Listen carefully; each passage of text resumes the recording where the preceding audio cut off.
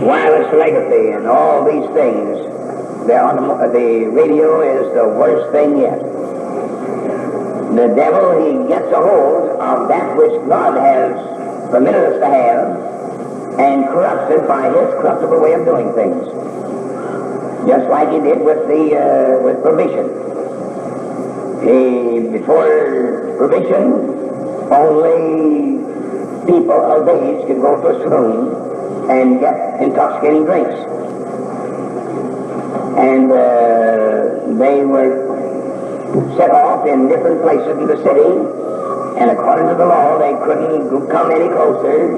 The neighbors could petition them out if they wanted to, prevent them from coming if they wanted to, and there was a law to that effect.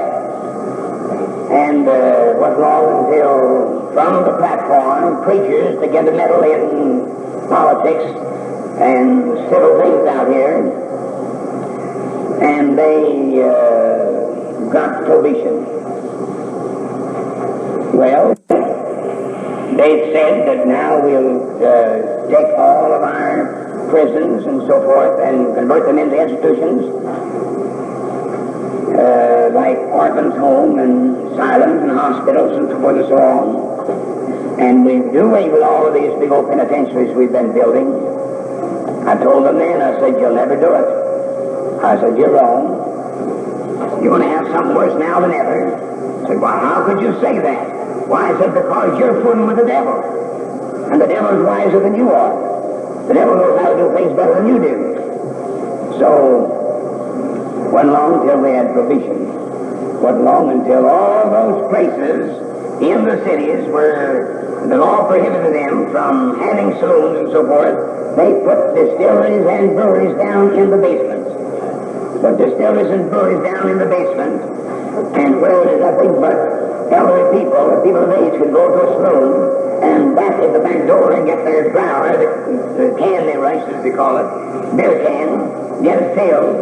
Now they've got girls down there, children making home brew, and pulling on everybody's drunks, slopping around home brew, and getting them to taste it and getting the habit of drinking it, alcoholics and so forth. And then after the devil got breweries and distilleries on every block, more or less, in the cities, he said, now go ahead and take it away. I've got the thing fixed. Take it away. And it wasn't no time until the automobiles and the trucks were peddling home brew and moonshine, and young women were drinking it, young men were drinking it. They was getting drunk and being thrown, loaded up in automobiles like hogs that were stuck in the slaughterhouse. Shut down and thrown into an old truck or a wagon. I saw it, and most everybody that's been out of the nighttime sees those things right now. Well, do you know that prohibition became the greatest curse? One of the greatest curses that we've ever had in this country, as well as the automobile is one of the greatest curses that we ever had in this country. And the things that we think so much about and think we're going to eradicate, destroy, do away with this corruption are the very things that are bringing it into the world more and more all the time. Yes, indeed.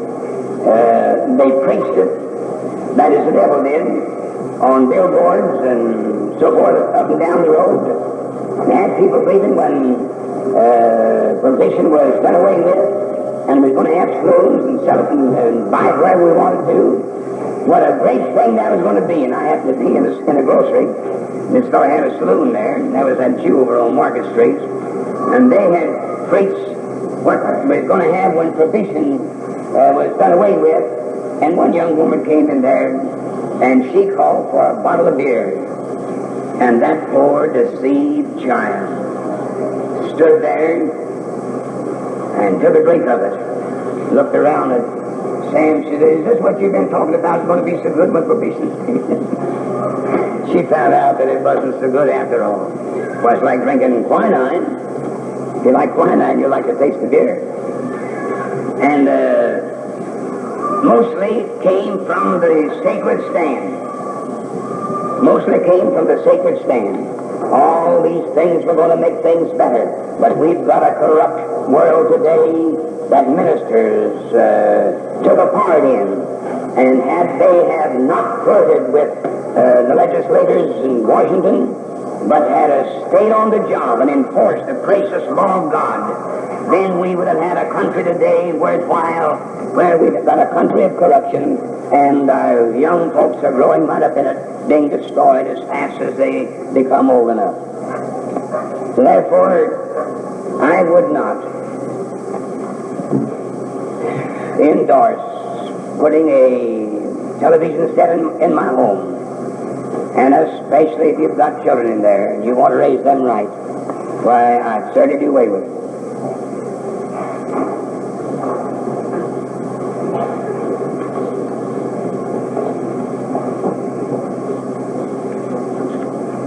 Brother Sowders, now you're causing me to cause some people may say you're getting lopsided. Brother Sowders, the children that come here to this church, should they play with other children that don't come here? My father used to tell me, Willie, if ever I catch you with that boy again, or with them boys again, I'm going to whip you until you can't sit down. He did that because he knew that if I mingled or associated with other boys, there was no use for him to tell me what to do, because I was going to do what them boys did, and that's exactly what I done. Every chance I got, get out among them while I was doing what they done, instead of doing what my father told me to do. Mother begged me, said, Willie, don't you chew tobacco. Son, it'll do this and it'll do that to you. And I said, Mother, I won't. But I got with some boys one day, and they gave me a chew of holdfast, plug tobacco. And I vomited that stuff out of my nose, eyes, ears, and mouth. And I said, I'll never take another chew. But I got among the same boys again. He had a father that he could steal tobacco from. And he'd divide that whole fast among the boys, and we'd all have another chew and another six-fifth. Now, it won't do. If you want your children to grow up and to be what you want them to be, the more you keep them separated from other children that are not under the same teaching, the better off you and your children are going to be.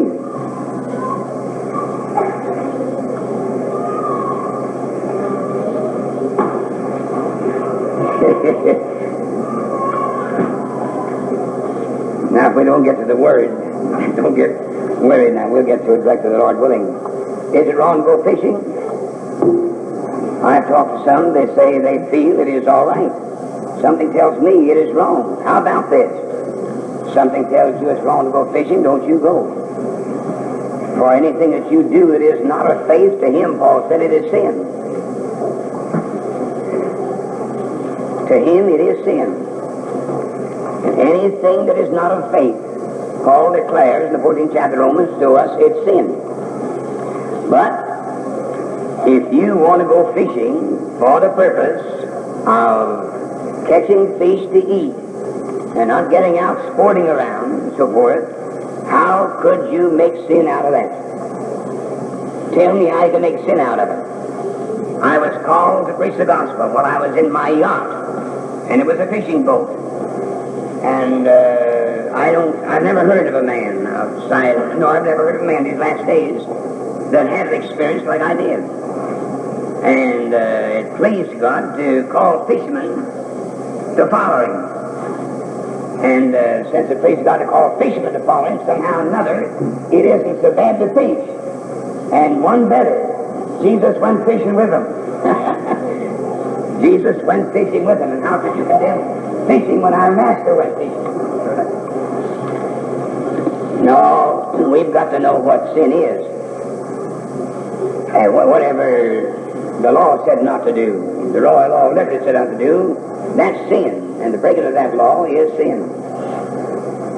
But don't get in the habit of going fishing and hanging out on the riverbank somewhere about half nude and so forth, waiting around. Don't do that, because there'll be people coming along to see that and inquire as to who that is, and they'd say they went to 28th and Wilson, and then they'd brand this place as a very bad place. And don't go to some creek where there's no fish biting.